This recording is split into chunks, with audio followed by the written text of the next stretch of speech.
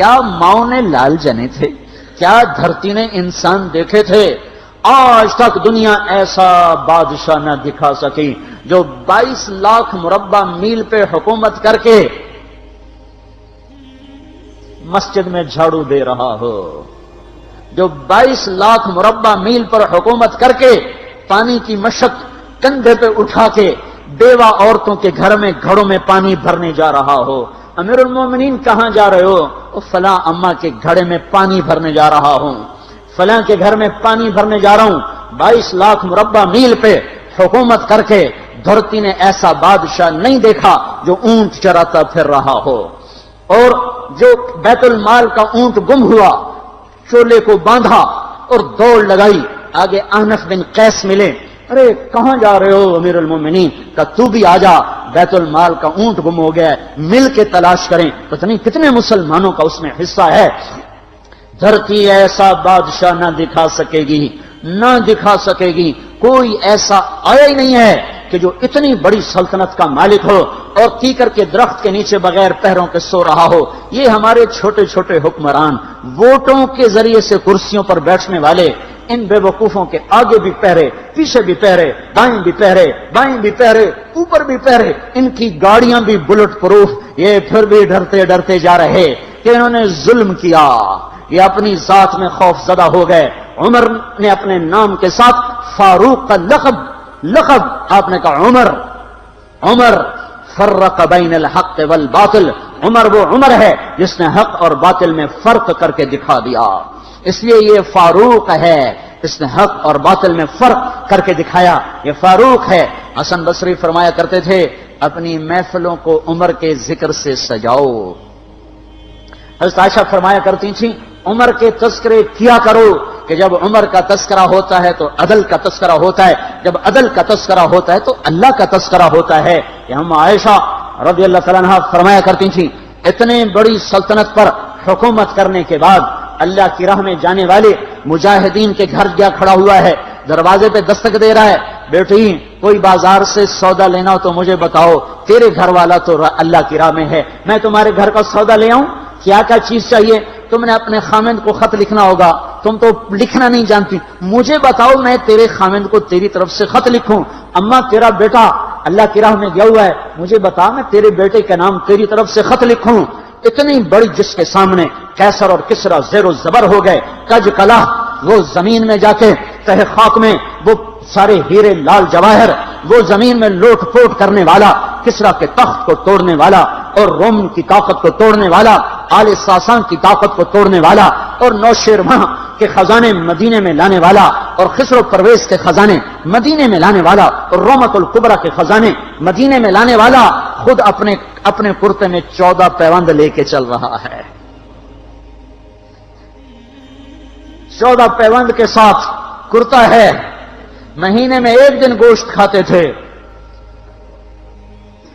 وہ روٹی کھاتے تھے کہ عام آدمی حلق کے نیچے نہیں لے جا سکتا تھا۔ ہے سال کی ابتدا اس شخص کی شہادت سے ہوتی ہے جس کو اللہ نے وہ عزت دی۔ آپ نے کہا میرے 2 وزیر آسمان میں، 2 وزیر زمین میں، آسمان پہ جبریل اور میکائیل میرے وزیر ہیں، زمین پر ابو بکر اور عمر میرے وزیر ہیں۔ آپ فرمایا کرتے تھے ابو بکر عمر اگر کسی بات پہ جمع ہو جائیں تو میں ان کے مشورے کے خلاف کبھی نہ کروں گا۔ ابو بکر تیری مثال ابراہیم کی ہے، عمر تیری مثال نوح علیہ السلام کی ہے، ابو بکر تیری مثال عیسیٰ علیہ السلام کی ہے، عمر تیری مثال موسیٰ علیہ السلام کی ہے۔ آپ مسجد میں آئے، آپ کے دائیں طرف ابو بکر تھے، بائیں طرف عمر تھے، آپ اندر آئے اور کہا دیکھو اسی طرح قیامت کے دن ہم اٹھیں گے کہ میرے دائیں طرف ابو بکر ہوگا، میرے بائیں طرف عمر ہوگا اور ہم ہاتھوں میں ہاتھ دیے ہوئے اٹھائے جائیں گے۔ اور ایک حدیث میں آتا ہے اور میرے قدموں سے بلال کو اٹھایا جائے گا جو نکلتے ہی اذان دے گا۔ جس کے اسلام لانے نے اسلام کو اونچا کیا، جس کے اسلام لانے نے باطل کو پست کیا، جن راہوں سے عمر گزر جائے شیطان وہ راہیں چھوڑ دیتا تھا۔ عرفات کا میدان تھا، 1.25 لاکھ مقدس ہستیاں سامنے ہیں۔ میرے نبی نے فرمایا اس وقت میرا اللہ میرے سب صحابہ پہ فخر کر رہا ہے اور عمر بن خطاب پہ خاص طور پہ فخر کر رہا ہے۔ خاص طور پہ فخر ہو رہا ہے، عمر بن خطاب پہ خاص طور پہ فخر ہو رہا ہے، میرے بعد کوئی نبی ہوتا عمر ہوتا۔ عمر، میں نے رات جنت میں محل دیکھا، ایک اینٹ موتی کی، ایک یاقوت کی، ایک زمرد کی۔ میں نے پوچھا یہ کس کا ہے؟ تو کہا گیا ایک قریشی کا ہے۔ میں کہا میں قریشی ہوں، اتنا خوبصورت محل ہے، میرا ہی ہوگا۔ جب جانے لگا تو فرشتے نے کہا یہ آپ کے غلام عمر بن خطاب کا ہے۔ وہ کیا مبارک لوگ ہیں کہ جنہیں نبی کے گھر میں قبر نصیب ہو، ایک طرف ایک ساتھی، ایک طرف دوسرا ساتھی، جن کو نبی کے دو پہلوؤں میں جگہ ملی ہو۔ وہ کیسی عظیم ہستیاں، اتنی بڑی سلطنت کا مالک اور اتنے بڑے عدل کی نشانی بن کر مدینے میں مسجد میں بیٹھے رو رہے ہیں۔ امیر المومنین کیوں رو رہے ہو؟ کہا دجلہ کے کنارے کتا بھی پیاسا مر گیا تو پوچھ تو عمر کی ہوگی، فرات کے کنارے کتا بھی پیاسا مر گیا تو پوچھ تو عمر کی ہوگی۔ راتوں کو پہرے دیے جا رہے ہیں، راتوں کو خبرگیری کی جا رہی ہے۔ مدینے کے باہر ایک خیمہ ملتا ہے، چند بچے ملتے ہیں جو رو رہے ہیں۔ ایک عورت ہانڈی چڑھا کے ڈوئی پھیر رہی ہے۔ پوچھتے ہیں بہن یہ بچے کیوں رو رہے ہیں؟ کہ یہ بھوک سے رو رہے ہیں۔ ہانڈی میں کیا ہے؟ پانی، کچھ بھی نہیں۔ کیوں چڑھایا ہوا ہے؟ بہلانے کے لیے، سو جائیں گے روتے روتے۔ میرا اور عمر کا اللہ کے ہاں فیصلہ ہوگا۔ تو عمر کی ہچکیاں بن گئیں کہ عمر کو بہن تیرے حال کی کیا خبر؟ کہ پھر ہمارا بادشاہ کیوں بنا ہے؟ اگر ہمارے حال کی خبر نہیں لیتا تو ہمارا خلیفہ کیوں بنا ہے؟ پر لگ گئے، بیت المال سے سامان نکالا، بوری بھری، سر پہ اٹھائی، کمر پہ اٹھائی۔ غلام اسلم نے کہا میں اٹھاؤں؟ کہ قیامت کے دن بھی میرا وزن تو اٹھائے گا۔ اسی طرح بھاگے ہوئے آئے، پنیر نکالا، آٹا نکالا، گھی نکالا، شہد نکالا، ڈال کے ہانڈی میں نیچے آگ، خود دھواں، گیلی لکڑیوں میں پھونکے مار مار مار آگ جلائی، حلوہ تیار کیا، پھر پلیٹوں میں ڈال ڈال کے بچوں کو کھلایا۔ وہ عورت کہنے لگی کاش عمر کی بجائے تو خلیفہ ہوتا۔ تو یہ نہیں کہا کہ میں ہی عمر ہوں، میں ہی عمر ہوں۔ فرمایا جب کل تو امیر المومنین سے ملے گی تو مجھے بھی وہیں دیکھ لے گی، مجھے بھی وہیں پالے گی۔ پھر وہاں بیٹھ کے دیکھتے رہے، اٹھ کے چل دیے۔ بچے ہنسنے لگے، کھیلنے لگے، تو اپنے غلام سے فرمایا میں نے انہیں روتا دیکھا تھا، میرا جی چاہا میں انہیں ہنستا بھی دیکھوں۔ 22 لاکھ مربع میل پہ اسلام پھیلا کر حکومت اس سے بھی بڑے علاقے میں لوگوں نے کی۔ چنگیز نے اس سے زیادہ فتوحات کی، محمود غزنوی نے اس سے زیادہ کی، سکندر تیمور نے اس سے زیادہ کی۔ پر فتوحات کر کے یوں خدمت کر رہا ہو، پانی بھر رہا ہو، اونٹ چرا رہا ہو، امامت کرا رہا ہو، 14 پیوند لگے کپڑوں کے ساتھ خلافت کے تخت پر بیٹھا ہوا ہو، یہ دھرتی میں پھر کوئی نہیں آئے گا۔ ہے نماز میں خنجر لگا، نماز پڑھاتے ہوئے 27 ذوالحج، 27، 28، 29 یکم کو انتقال ہوا۔ یکم محرم موت کے آثار گہرے نظر آئے۔ بیٹے کو بلایا کہ بیٹا جاؤ اما عائشہ سے پوچھ کے آؤ کہ عمر اپنے ساتھیوں کے ساتھ دفن ہونے کی اجازت چاہتا ہے۔ امیر المومنین کے لقب سے بات نہ کرنا، عمر کہنا، عمر، اب میں امیر المومنین نہیں رہا۔ جب وہ پوچھنے گئے تو حضرت عائشہ رو رہی تھیں۔ انہوں نے عرض کیا اما جان میرا باپ اپنے ساتھیوں کا پڑوس چاہتا ہے۔ انہوں نے فرمایا یہ جگہ تو میں نے اپنے لیے رکھی تھی، لیکن اگر عمر چاہتے ہیں تو ان کو مجھ پر فضیلت ہے، میں ان کے لیے دستبردار ہوں۔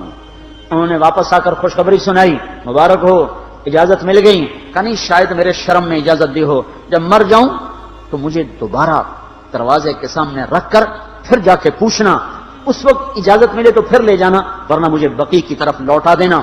اتنے میں حضرت علی آئے، پریشان دیکھا، عمر کیوں موت سے ڈر گئے؟ کہ نہیں موت کے بعد کی گھاٹی سے ڈر رہا ہوں۔ کہ ڈرو نہیں، میرے ان کانوں نے سنا ہے اور اتنی دفعہ سنا ہے کہ میں گن نہیں سکتا کہ اللہ کے نبی فرمایا کرتے تھے ابو بکر اور عمر جنت کے بڑی عمر کے لوگوں کے سردار ہیں۔ آپ نے فرمایا تو اس بات کی گواہی دے گا؟ کہ میں بھی دوں گا، میرا بیٹا حسن بھی دے گا۔ امام حسن بھی ساتھ تھے۔ کہ میں بھی دوں گا، میرا بیٹا حسن بھی گواہی دے گا۔ پھر بھی ہے جو جنت کی بشارتیں لیے ہوئے ہیں، 10 مبشرہ ابو بکر جنتی، عمر جنتی، عثمان جنتی، علی جنتی، طلحہ جنتی، زبیر جنتی، ابو عبد الرحمن بن عوف جنتی، ابو عبیدہ بن جراح جنتی، سعید بن زید جنتی. آپ نے نام لے کر گنے، نام لے کر گن کر کہا سنو ابو بکر جنتی ہے، عمر جنتی ہے، عثمان جنتی ہے، علی جنتی ہے، طلحہ جنتی ہے، زبیر جنتی ہے، سعد بن ابی وقاص جنتی ہے، عبد الرحمن بن عوف جنتی ہے، ابو عبیدہ بن جراح جنتی ہے، سعید بن زید جنتی ہے. میں ان سے راضی ہوں، لوگوں ان کا حق پہچانو، میں ان سے راضی ہوں، میں ان سے راضی ہوں. پھر آپ نے فرمایا اگر اگر اگر تم نے ان کے بارے میں کسی ایک کے بارے میں بھی دل میں بغض لے کر مر گئے اور تم نے اتنی بندگی کی تھی کہ سوکھ کے کانٹا ہو گئے تھے، روزے اتنے رکھے تھے کہ پیٹ کمر کو لگ گیا تھا، سجدے اتنے کیے تھے کہ تمہارے ماتھے اور گھٹنوں پر پتھروں جیسے نشان پڑ گئے تھے، اتنا کچھ کر کے ان 10 میں سے کسی ایک کا بغض لے کر اگر تم مر گئے تو اللہ تمہیں منہ کے بل جہنم میں گرا دے گا. لوگوں میں ان سے راضی ہوں، ان کا حق پہچانو. جن کو اللہ بھی رضا کے پروانے دے رہا ہو، جن کو اللہ کا رسول رضا کے پروانے دے رہا ہو، جن کو وزارت کا شرف مل چکا ہو، نبی کے پہلو میں قبر جن کی بننے کا اعلان ہو چکا ہو، وہ موت پر کیا کہہ رہا ہے؟ موت پہ کیا کہہ رہا ہے؟ اپنے بیٹے سے کہا میرا سر زمین پہ ڈال دے.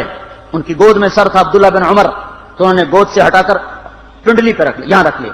کہنے گے کیا کہہ رہا ہوں، کیا کہہ رہا ہوں، سنتے نہیں ہو، زمین پہ ڈال دو. تو انہوں نے زمین پہ ڈالا تو اپنے چہرے کو مٹی میں رکھ دیا اور ایسے ملنے لگے اور کہنے لگے اے میرے رب اگر تو نے عمر کو معاف نہ کیا تو عمر ہلاک ہو جائے. ویل لک یا عمر ولامک ان لم یغفر لک ربک. عمر تیری ہلاکت ہے اگر تیرے رب نے تجھے معاف نہ کیا. یہ کہتے کہتے کہتے جان دے دی.